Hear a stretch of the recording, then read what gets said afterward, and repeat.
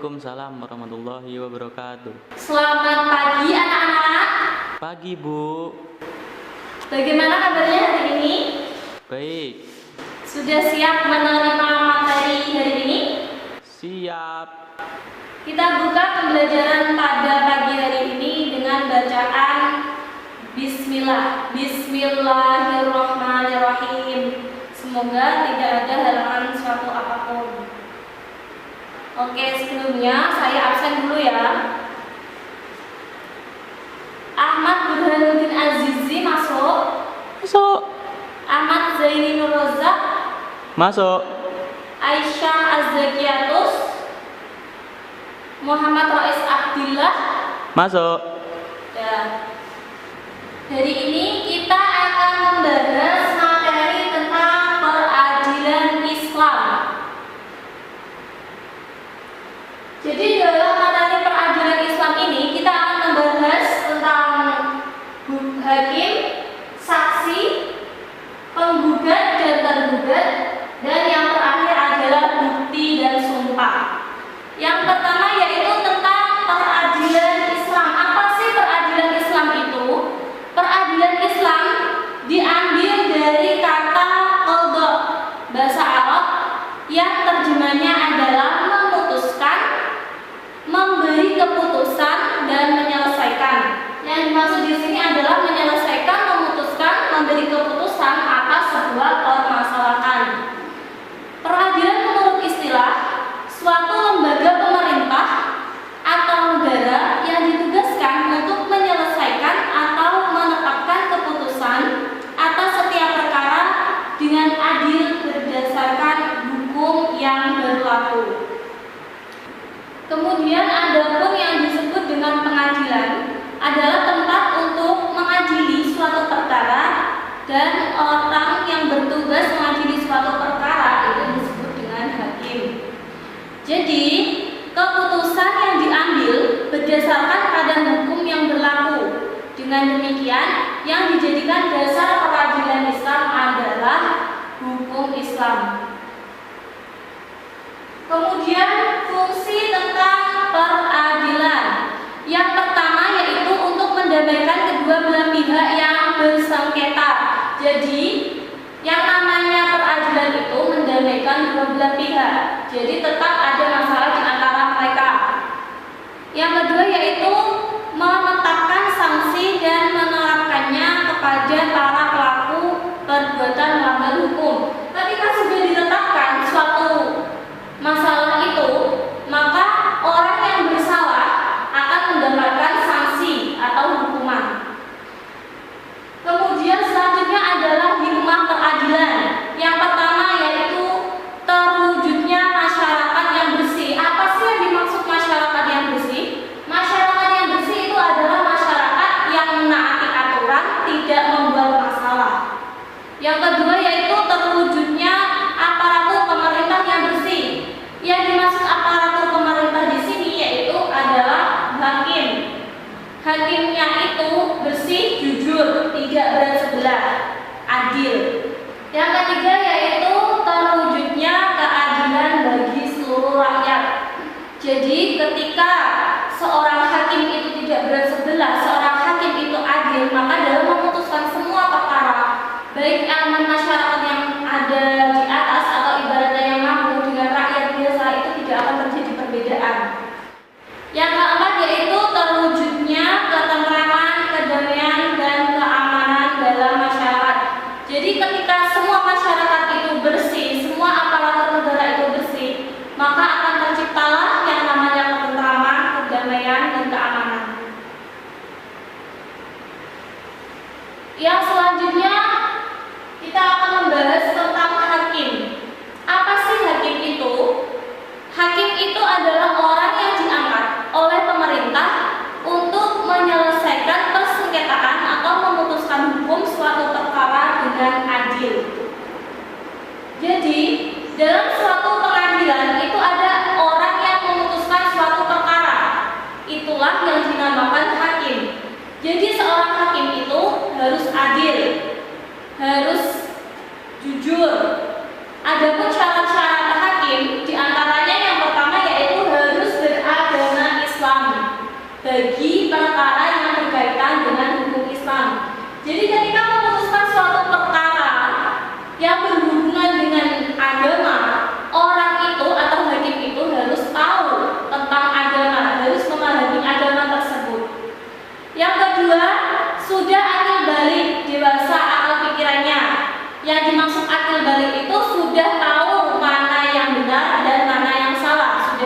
membedakan.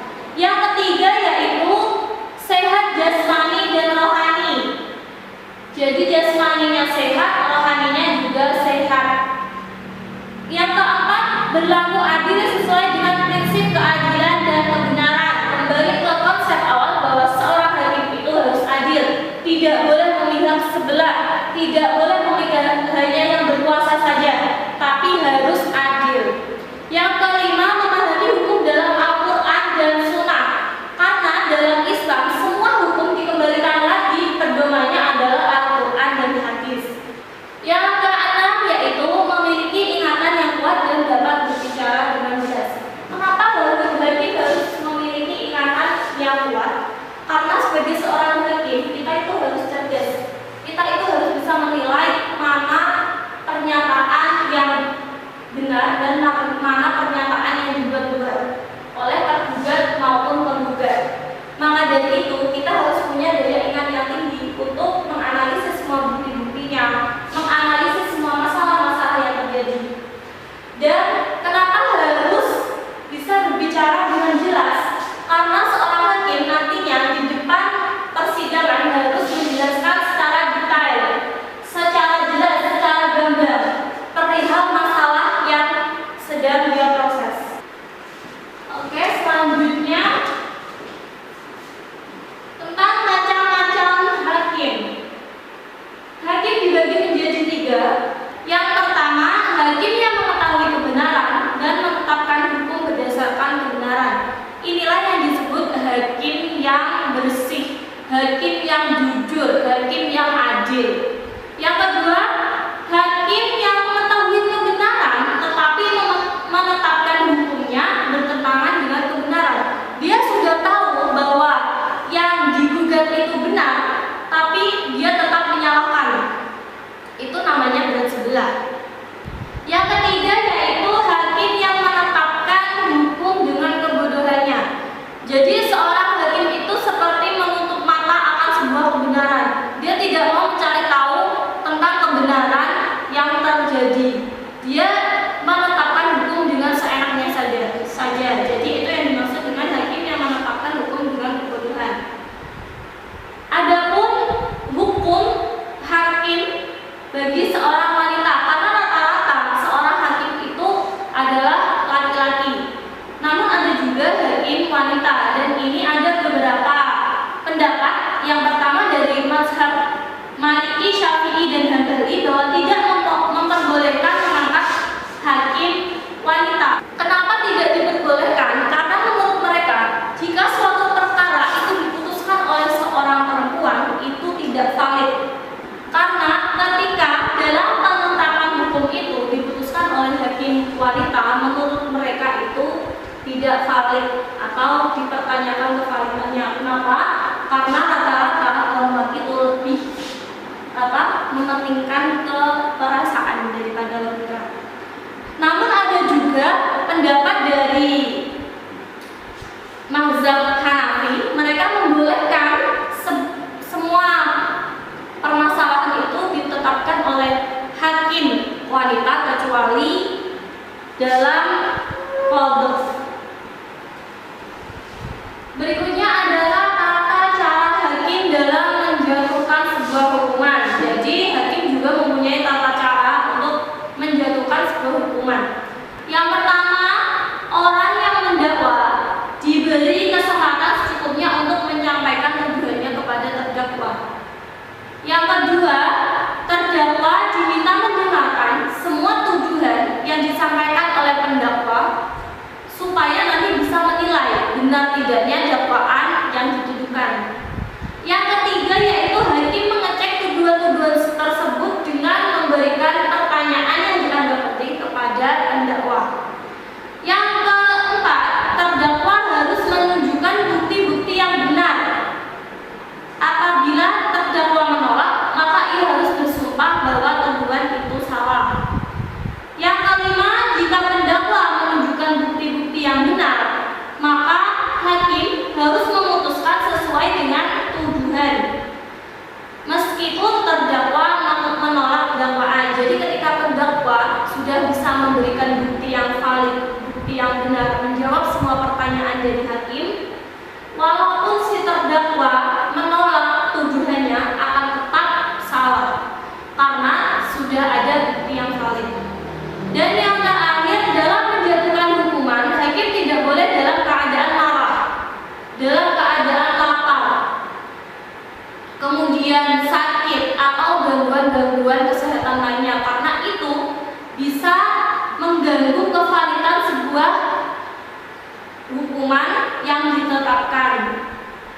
Karena itu semua dapat mempengaruhi ijtihad sehingga memungkinkan salah. Selanjutnya yaitu saksi. Saksi itu orang yang diperlukan oleh pengadilan untuk memberikan keterangan yang berkaitan dengan suatu perkara. Jadi seorang saksi itu adalah orang yang bertugas untuk memberikan kesaksian tentang suatu perkara. Saksi itu harus jujur, karena kesaksian dari saksi tersebut adalah sebagai bukti dari seorang terdakwa maupun pendakwa untuk membela dirinya masing-masing. Kemudian ada pun syarat-syarat menjadi saksi. Yang pertama, orang Islam, karena di sini yang dibahas adalah peradilan Islam, maka wajib saksinya harus orang Islam. Yang kedua, sudah dewasa atau balik, yaitu sudah bisa membedakan mana yang benar dan mana yang salah. Jadi untuk meminimalisir kebohongan dari saksi itu, harus saksinya sudah balik. Yang ketiga, berakal sehat. Berakal sehat maksudnya tidak gila. Yang keempat, orang yang merdeka. Dan yang kelima, harus adil, tidak boleh memihak salah satu, baik memihak terdakwa maupun pendakwa, harus netral. Syarat adil ini sesuai dengan firman Allah dalam surah At-Talaq ayat 12, yaitu A'udzubillahi minasyaitonirrajim, bismillahirrahmanirrahim, wa asyhadu dzawa adlin minkum, yang artinya, dan tersaksikanlah dengan dua orang saksi yang adil di antara kamu. Karena adanya kriteria saksi yang adil, maka ada pun saksi yang tidak diterima persaksiannya. Yang pertama yaitu saksi yang tidak adil, karena ketika saksi itu sudah bersebelah, maka persaksiannya itu tidak valid. Yang kedua, saksi seorang musuh kepada musuhnya, jelas, karena ketika kita adalah seorang musuh, maka kita tidak akan membela musuh kita. Yang ketiga, saksi seorang ayah kepada anaknya juga tidak dapat diterima. Begitupun saksi seorang anak kepada ayahnya, karena masih ada hubungan keluarga dan besar kemungkinan kalau akan membela keluarganya. Yang terakhir atau keempat yaitu orang yang numpang di rumah terdakwa. Ketika orang sudah menumpang, dia merasa punya balas budi, maka dia akan membela orang yang sudah baik kepadanya. Berikutnya adalah penggugat dan bukti. Penggugat itu adalah orang yang mengajukan gugatan karena merasa dirugikan oleh pihak tergugat. Jadi dia merasa dirugikan, makanya dia mempermasalahkan masalah itu kepada pengadilan. Adapun syarat penggugat untuk mengajukan gugatan, yang pertama dapat menunjukkan bukti, harus ada buktinya. Ketika seorang penggugat mau melakukan gugatan kepada yang tergugat, harus punya bukti yang valid, baru bisa mengajukan gugatannya kepada pengadilan. Yang kedua, harus membawa saksi. Yang ketiga, berani melakukan sumpah. Ketika dia tidak bisa membawa saksi, tidak bisa menunjukkan bukti, dia harus berani bersumpah. Bukti itu adalah barang atau segala sesuatu yang dilakukan oleh penggugat untuk memperkuat kebenaran dakwaannya. Maka dari itu bukti itu sangat penting untuk dijadikan bahan pertimbangan oleh pengadilan, oleh hakim dan orang-orang yang bekerja di pengadilan. Kemudian tergugat dan sumpah. Tergugat adalah orang yang terkena gugatan dari penggugat. Jadi tergugat itu bisa membela diri dengan menunjukkan bukti-bukti atau bahan-bahan yang meyakinkan di samping melakukan Jadi ketika ada seseorang sudah dituduh melakukan sesuatu, dia ketika mengelak harus punya bukti yang kuat agar tuduhannya itu tidak benar dan dia tidak dijatuhi hukuman. Adapun tujuan sumpah yaitu menyatakan tekad untuk melaksanakan tugas dan sungguh-sungguh bertanggung jawab terhadap tugas tersebut. Jadi dia benar-benar menyatakan bahwa dirinya itu tidak bersalah. Yang kedua, membuktikan dengan sungguh-sungguh bahwa yang bersangkutan di pihak benar. Jadi dia itu membela dirinya, dia tidak salah dan dia itu benar.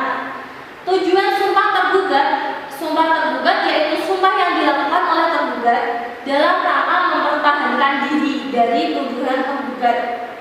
Di samping harus menunjukkan bukti. Jadi seorang tergugat itu harus bisa membawa bukti, membawa saksi dan melakukan sumpah bahwa dia benar-benar tidak melakukan seperti apa yang dituduhkan. Syarat-syarat orang yang bersumpah ada 3. Yang pertama yaitu mukallaf, orang yang sudah balik. Yang kedua, didorong oleh kemauan sendiri, jadi tidak ada paksaan dari pihak manapun. Yang ketiga, disengaja, bukan karena terlanjur dan lain sebagainya. Dia sengaja benar-benar bersumpah untuk membela dirinya. Dan ada pun 3 kalimat sumpah yang digunakan untuk bersumpah, yaitu yang pertama billahi, kedua wallahi, dan yang ketiga tallahi. Jika seseorang sudah bersumpah, dia tidak boleh melanggar sumpahnya. Namun jika seseorang itu sudah terlanjur melanggar sumpahnya, ada beberapa 3 sanksi yang harus dia lakukan. Yang pertama, memberi makanan pokok kepada 10 orang miskin. Jadi kalau dia sudah melanggar sumpahnya, dia harus memberikan makanan pokok kepada 10 orang miskin. Atau opsi yang kedua, memberikan pakaian yang pantas kepada 10 orang miskin juga. Dan opsi yang ketiga, dia harus memerdekakan seorang hamba sahaya. Dia bisa memilih di antara 3 opsi.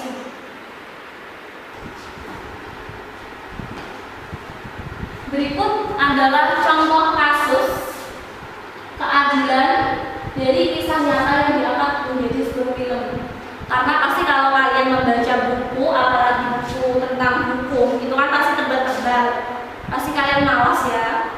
Dan untuk mendalami sebuah hukum itu, Ibu punya rekomendasi film. Ini dari drama Korea. Pasti kalian suka. Dan ini filmnya diangkat dari kisah nyata. Kenapa drama Korea? Karena menurut saya 3 film ini yang paling mengenal tentang keadilan yang berat sebelah atau keadilan yang hanya memihak kepada orang yang berkuasa. Yang pertama yaitu Miracle in Cell. Film ini menceritakan tentang seorang ayah single parent mempunyai seorang anak yang dia didakwa sebagai pembunuh dan penculik juga pemerkosa seorang anak kecil. Padahal tuduhan itu sama sekali tidak benar. Namun karena dia memiliki keterbatasan sedikit idiot, dia dipaksa oleh orang tua si anak yang dibunuh tadi untuk mengakui segala perbuatannya, perbuatan yang tidak dilakukannya tapi harus diakui. Padahal anak yang dituduh dibunuh tadi itu terbunuh dengan sendirinya karena kepleset. Namun tetap yang mana hukum itu berpihak kepada orang-orang yang punya kuasa. Akhirnya ayah ini tadi dihukum mati. Yang kedua yaitu film No One Can Jessica. Jadi Jessica ini adalah seorang perempuan yang dibunuh di depan orang banyak oleh seorang politikus. Dia dibunuh dengan cara ditembak mati. Dan keluarganya mencari keadilan untuk Jessica ini. Namun kembali lagi keluarga seorang politikus tadi membela mati-matian dan akhirnya politikus tadi hanya mendapatkan hukuman yang ringan. Yang ketiga adalah film Hope. Film Hope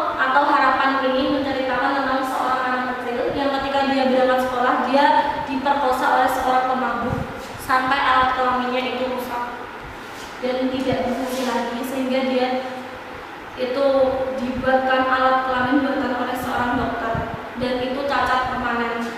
Dan ketika ayahnya mencari keadilan untuk putrinya yang sudah dihancurkan mentalnya, dihancurkan fisiknya oleh orang pemabuk tadi, justru tidak mendapatkan keadilan di situ.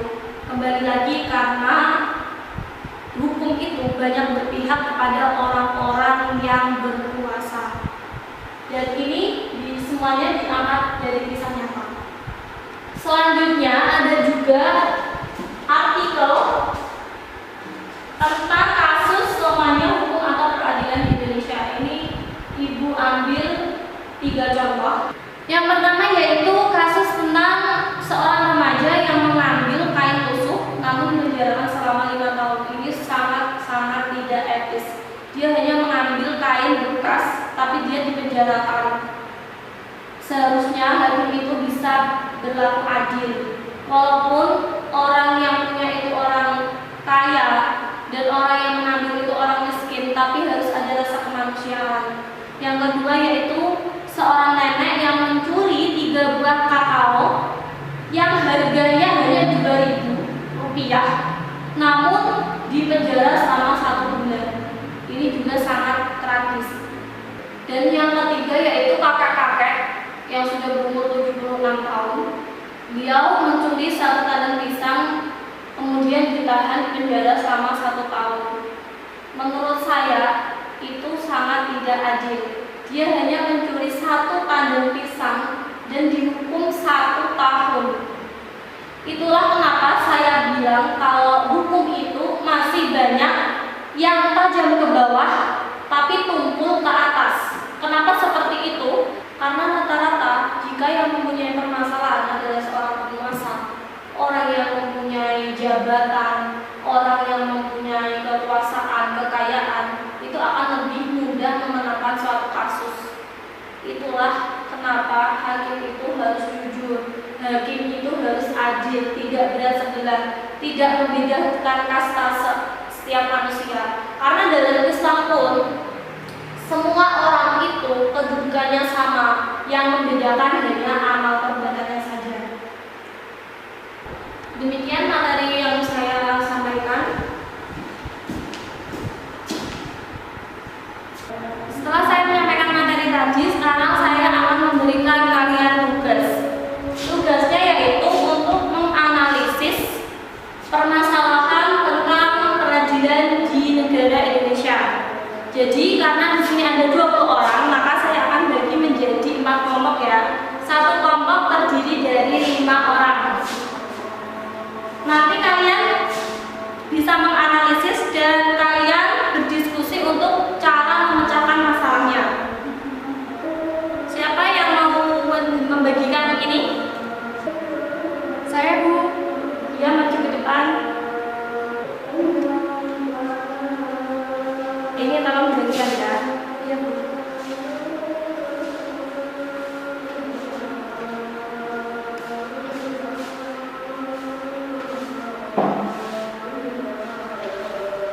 Sekarang kalian kerjakan, saya beri waktu 10 menit.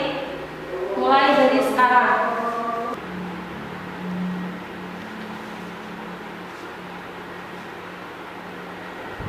Sudah selesai semuanya? Sudah, Bu.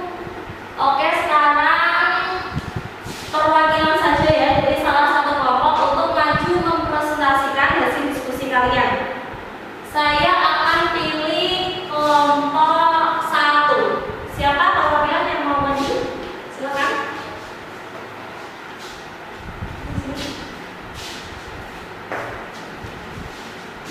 Sekarang kelompok 1 dapat masalah apa?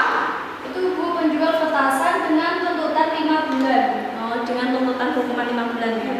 Oke, sekarang dibaca dulu masalahnya biar teman kamu mendengarkan.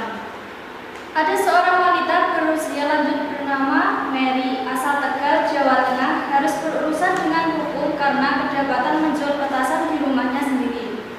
Nenek Mary sendiri tidak mengetahui bahwa penjual petasan tersebut dilarang karena sejak pemerintahan Presiden Soekarno dia sudah menjualnya dan baru kali ini terjerat hukum.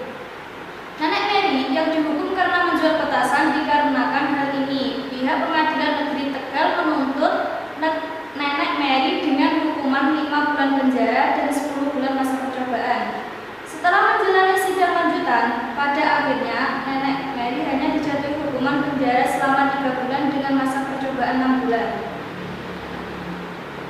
Sekarang kamu baca hasil analisis dari diskusi kelompok 1 tadi. Hasil analisis kelompok kami, kelompok 1. Hukum di Indonesia tajam ke bawah dan tumpul ke atas karena nenek Mary sudah tua dan beliau tidak tahu jika menjual petasan dilarang dan itu bertentangan dengan hukum. Nenek Mary hanya rakyat kecil yang mencari nafkah untuk makan. Seharusnya melihat keterbatasan ekonomi dan usia beliau yang tidak etis jika beliau menerima hukuman 5 bulan penjara dan 10 bulan masa percobaan. Penyelesaian masalah. Alangkah lebih baik jika pengadilan memberi pengarahan dan nasihat kepada beliau dan membantu memberi modal untuk berjualan yang lainnya. Oke, bagus sekali ya hasil diskusi dari kelompok 1. Berikan aplaus untuk kelompok 1. Sekarang boleh duduk lagi. Terima kasih ya. Demikian tadi hasil diskusi dari kelompok 1 dan sudah bagus ya. Jadi memang dalam penetapan suatu hukum itu harus mempertimbangkan berbagai aspek seperti tadi keadaan ekonomi, yang kedua kesehatan, yang ketiga umur juga karena umur itu kan mempengaruhi kesehatan.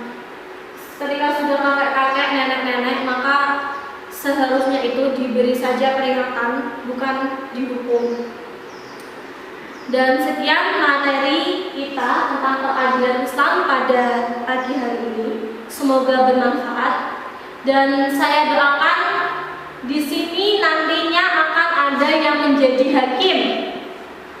Hakim yang adil, hakim yang jujur, hakim yang amanah, hakim yang membela kebenaran, hakim yang membela orang kecil. Jadi ketika kalian menjadi hakim yang jujur, amanah, adil, kalian akan mendapatkan pahala yang sangat besar. Amin. Sekian materi pada siang hari ini. Kita tutup dengan bacaan hamdalah bersama-sama. Alhamdulillahirabbil alamin.